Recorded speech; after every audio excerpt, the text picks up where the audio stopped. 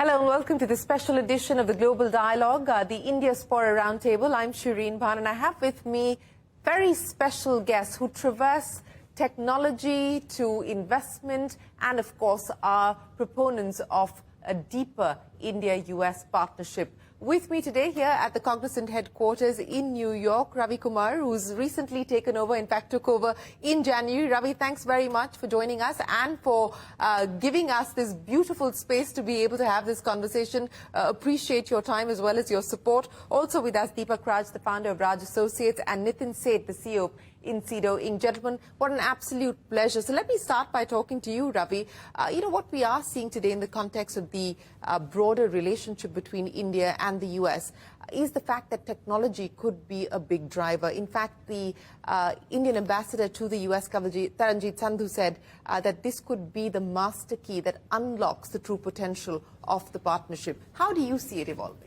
Thank you, Shereen. Good to see you after a long time. And thank you, Deepak and Nitin, for joining us here at this Cognizant campus in Hudson Yards in New York. Indeed, this is probably an inflection point, and I'm going to tee up a little bit. There's so much going on between the two countries. I'll tee up a little bit about technology. If you look at the trade partnership between the two countries on manufacturing goods and commodities, it's roughly around $150 billion. And there is, India is actually the 8th or the 9th partner for the US. Yes. And the US is the #1 partner for Correct. India. For tech services, BPO services, and services in general, India roughly has around $350 billion of exports. Almost 150 to 170 billion is actually tech services and BPO services. Half of it actually comes from the US, actually more than half, roughly 55% comes from the US. A lot of that was focused around tech services companies, big tech companies, actually delivering to enterprises in the US. And that has happened over the last 30 to 40 years.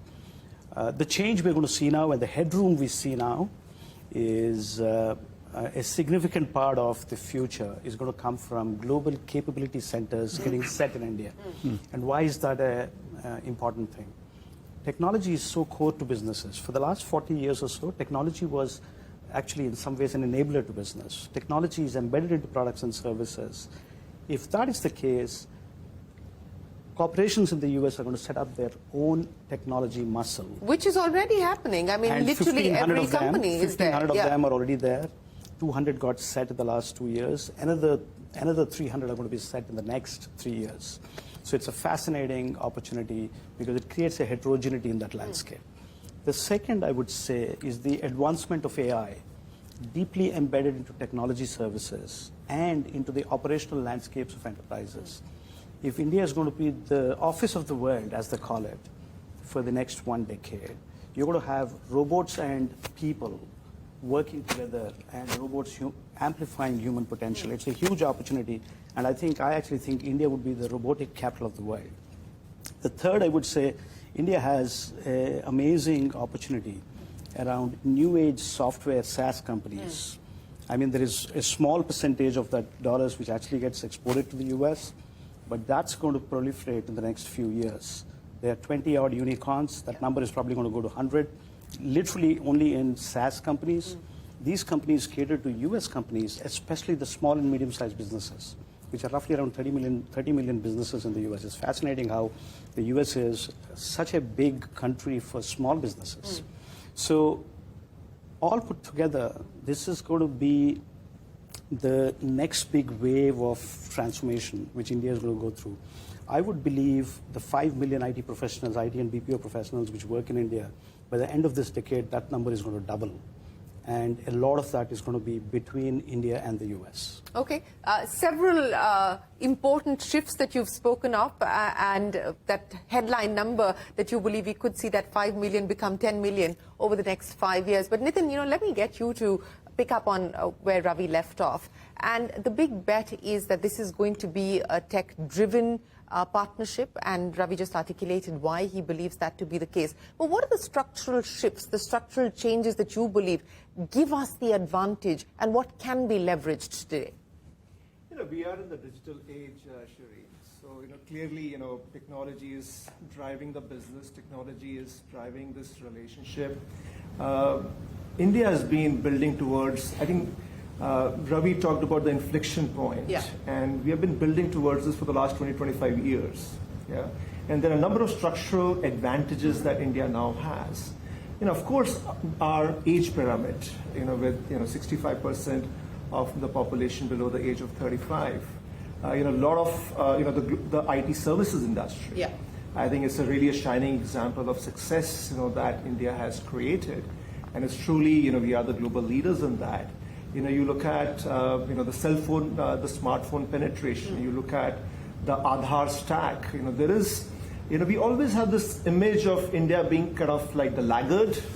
I moved from India to the US 4 years back, and I find that in many aspects of digital and technology infrastructure, India has leapfrogged. Digital payments is a very good example of that. So these are 4 or 5 big structural shifts that have happened in India. Now, what does all of this mean? The nature of, let's say, just the technology partnership between US and India, I think is changing very, very significantly. The first is that India is no more just the, it's not just the software workers. Yeah. It is not just the factory or the workforce for the US or for the world. And I think Ravi touched on this point. I think a lot of the intellectual capital creation is happening from India and will happen more. Yeah? Because new technologies, AI, robotics, blockchain. See, nobody really has a premium on those. Yeah? Everybody's trying to figure them out. And the ecosystem that has got created in India is actually is very, very, is such a tremendous opportunity for the world. Yeah. So that's kind of one very big shift that India started by kind of doing the low end, being the coding capital, but is, I think, poised to become the intellectual capital. The second big shift is from supply to demand. India is already the 5th largest economy. In the next 4 to 5 years, it's going to be the 3rd largest economy. It's a massive, big point of consumption. Yeah. And as more and more services get digitized, that's a great opportunity for companies in the United States. Yeah.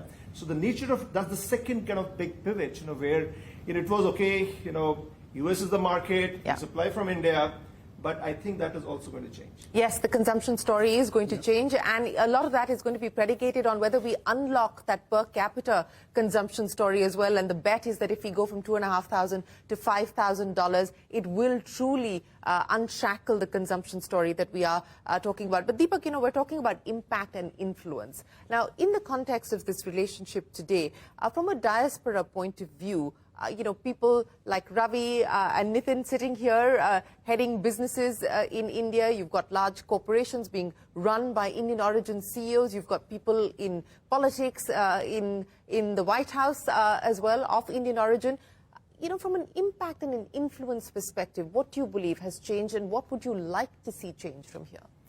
Well, it's like a night and day shift. If I look at the last 5 or 10 years, there's been an incredible impact, in terms of politics, in terms of the economy, in terms of policies. So economy is pretty clear-cut, right? I mean, the Indian American community in the U.S. is well-to-do. That's pretty well established.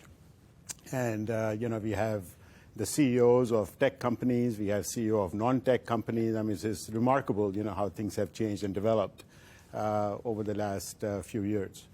In terms of policies, you mentioned this already, but there are an amazing number of high-level officials in the Biden government now who are of Indian American origin. And these are not, so let me give you 2 or 3 examples. The chief domestic policy advisor to the president is an Indian American. The number 2 person in the State Department is an Indian American. The person who runs the personnel department, where all the appointments are made in the White House, is an Indian American, and there are many others. So I think that the impact that we have now in government, in the economy, has really become much more significant than I've at least ever seen. And I think we have a long ways to go. right now in terms of politics, we have obviously the vice president is of Indian American origin. We have 5 people in the Congress, Indian Americans, and that number should be much higher, I think, over the long term. And we have a lot of people now at the state level, who want to fight for local elections.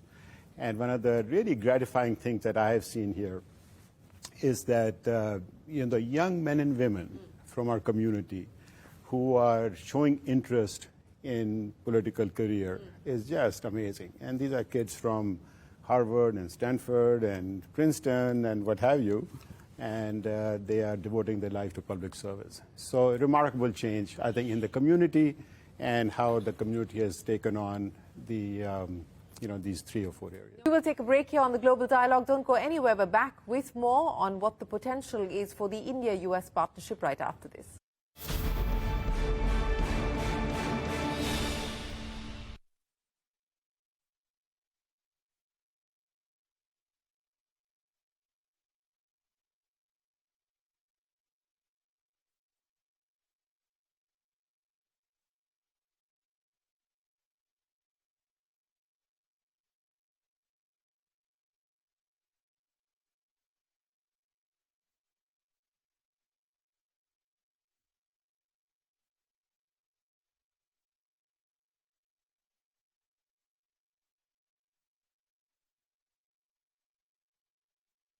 US can help skill up India, but you're saying that India and Indian tech companies specifically do from radically different streams.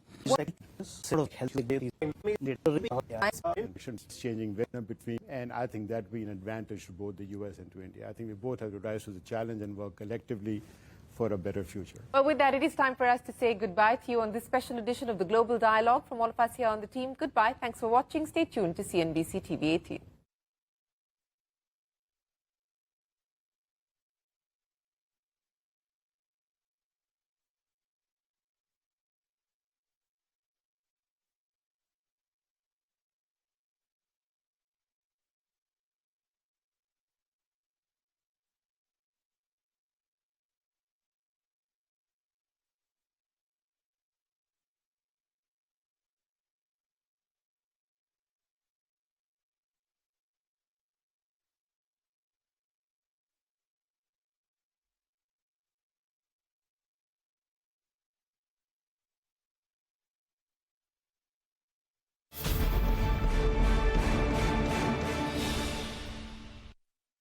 US can help skill up India, but you're saying that India and Indian tech companies specifically can do the same at scale here in the US. Explain to me how. Yeah, because, Indian companies have, over the last 40 to 50 years, have taken talent from schools and colleges, have taken talent from radically different streams and translated them to jobs in business process engineering, jobs in IT services, software engineering.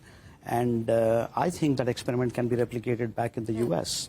The polarization... But what will make it happen? I mean, will it need to be driven by the government? Will it need to be driven by the private sector? What will make it happen? The private sector, the Indian tech services companies already do that. The private sector in the US, the Indian companies which work in the private sector in the US already do that. We just have to scale that up.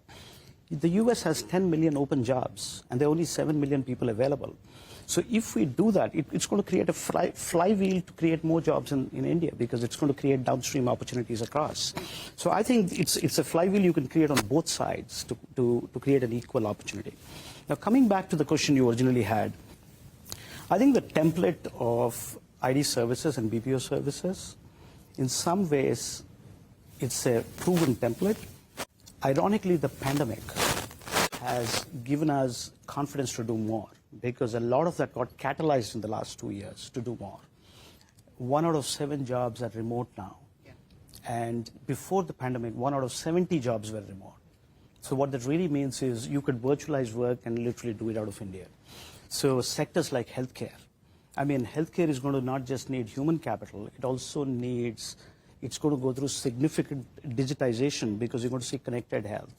So there is this opportunity to virtualize healthcare and actually take that part of that value chain to an offshore destination like India.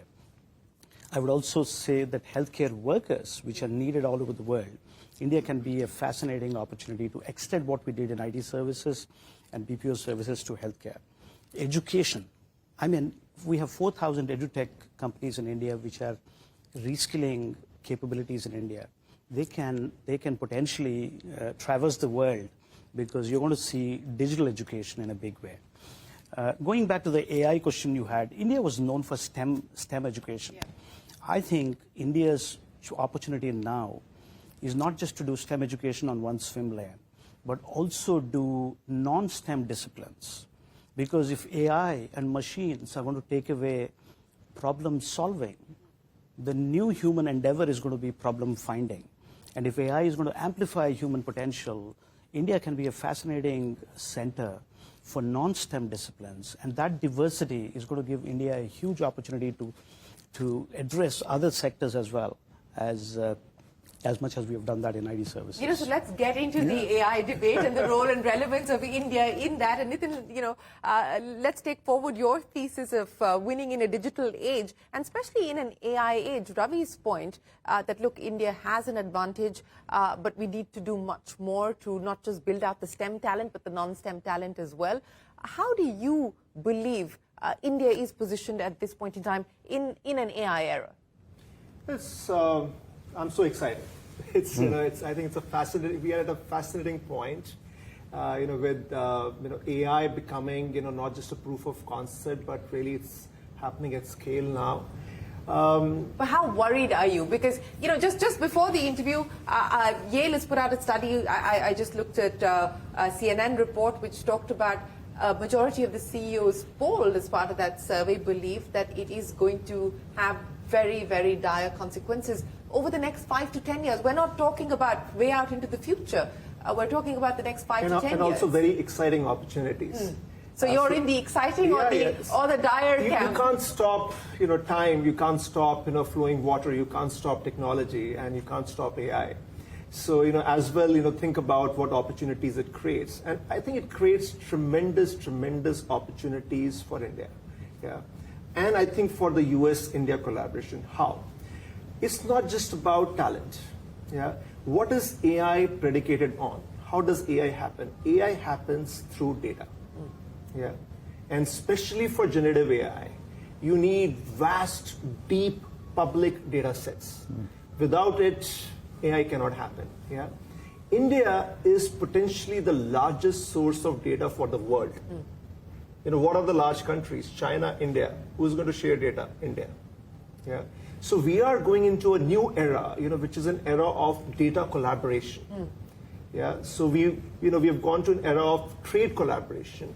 Now it is about data collaboration. Now India is amazingly well placed to create the massive data sets, which then form the backbone on which AI will happen. Now Ravi touched on healthcare.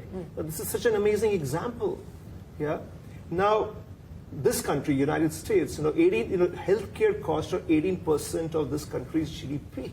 It's massive. It's significantly administrative. Yeah. Administrative, yeah. And also there is a huge cost of drug discovery. Yeah. Now, a lot of that underlying data, you can conceptualize, happening in India. Some of that already we began to see over COVID, and now those big data sets, get shared. Globally, and United States is a key partner, and AI applications get built on top of that. And by the way, a lot of that AI talent is there in India. So I just feel that this is a leapfrog opportunity. I think just to add to, opportunity. I completely agree. We went in the last 3 months, we went from a discourse of what can AI do, to AI will save the world, to AI will destroy the world. Yeah. We've just got it 3 months. I completely agree with what Nitin is saying. I mean, for the foundational models built by big techs, I hope more open source happens. Those models if they have to go production grade, you need population grade data. The digital stack of India is probably the best example in any country in the world which can give you diverse data sets. Why has generative AI become so popular? We went from narrow data sets which had narrow errors and which had predictable outcomes. The big shift on generative AI is we went to large data sets, unrelated data sets, unlabeled data sets, and with a lot of error. And therefore, it gives you a new content. That new content can be fine-tuned, curated with data sets which will make it contextual. And India can provide that. So India can be the data capital of the world because the digital infrastructure in India built on over the last few years and consumerized it, that data can be used by the foundational models to make it production grade and then cater it to the world. I actually think it's a fascinating example of how India can be, not just be the office of the world, the factory of the world, the consumer of the world, and the data capital of the world. And the data capital of the world. So we've added to the list of us, of India, and opportunities for India as well. But since we're talking about data collaboration and India being the data capital, data protection as well, Ravi, and and regulation. And regulation. Absolutely. And that is a challenge today. We don't have it. I think the world is going through that phase of how do we regulate AI? I've been with policymakers. I'm on the board of the U.S. Chamber. We're all debating on how do we regulate and how do we get partnerships between countries to create frameworks, regulation, which will support acceleration of the embrace of AI as much as it will make it responsible enough. I think India has an exceptionally good opportunity to partner with countries like the U.S. to be a part of that consortium of early regulatory frameworks which we can build. Just to build on that, because you touched on a very good point around data security, data privacy, and of course you need to global standards need to evolve on this, and there is a fair amount of work happening. But again, I want to underline on the essential power of it and what will make it happen. Now, what will make it happen is this notion of data democratization. Yeah, because you can't. Data historically was a source of power, and you held it in a kind of like a box, in a silo. Now with AI and generative AI, that entire concept is changing. It is about scale. It's not about narrow and deep. It's about broad and deep. Yeah, you have to democratize data. Yeah, you have to democratize access to data. Now, and that is where I believe that maybe it's a philosophical statement that the whole democratic nature of India and US makes us natural partner for that collaboration to happen. Because there are, let's kind of put the elephant in the room, China. Yeah, China is making amazing advancements on AI, but it is likely to be in a more defined, and more protected silo, space. Whereas that's not the story with and India. the other thing, Nitin, is in generative AI, of all the discontinuities in technology which have happened so far, including democratization of technology, for the first time you're going to move the agency of technology to the user. Right. And India actually, in some ways, handed over that agency of data to the user in the last 1 decade. So it kind of really matches. It's a natural fit for that agency to be handed over and to take the raw power of technology and what and it to unleash it. means for a country like India. Yeah. That, you would have like kids in Guntur in Andhra Pradesh and Navsari in Gujarat who have access to content being developed at Harvard and Stanford. So think about that world. And it's fascinating what's happening is in schools, children know how to use AI. And the teachers are not allowing them to. Businesses are figuring out how to use it. Yeah, yet to find a way to get it. It is an interesting world. I had a feeling that AI would take over this conversation, but I think it's great to know that you, and what I'm hearing from each one of you is that this really could be the big area of collaboration 100%. and partnership between India and the US if we leverage this It's right. What would you put down as the single biggest bet in terms of forging this partnership to be deeper? I would say partnership upstream with the evolution of these foundation models and the power of data which India provides, the digital stack of India which has transactions at a micro level which India provides. I think bringing that together, the confluence of the two is going to make AI more mainstream. And as that goes mainstream, it was always mainstream in the consumer world in the last few years. It's now going to go mainstream in the business world. And the talent pool which is available can actually support that curation process. Okay, so data capital, consumer capital, workforce of the world, factory floor of the world. I mean, everything seems to be going right at this point in time. We hope that everything will continue in the direction and the spirit that we just spoke of. What would you be mindful of, though?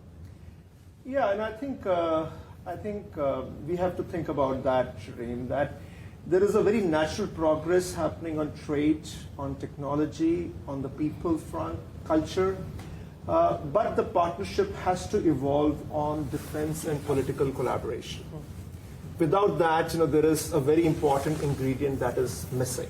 And I think there is, I think there is a kind of a resettling that is needed, and I think a shift in mindsets, both in the United States, perhaps also some in India. Confident of the great reset that Nitin just spoke of?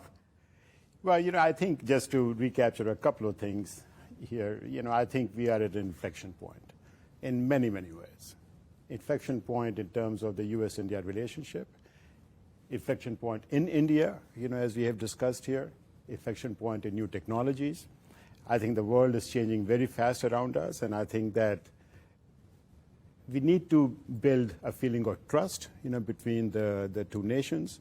And I think that will be an advantage to both the U.S. and to India. I think we both have to rise to the challenge and work collectively for a better future. Well, with that, it is time for us to say goodbye to you on this special edition of the Global Dialogue. From all of us here on the team, goodbye. Thanks for watching. Stay tuned to CNBC-TV18.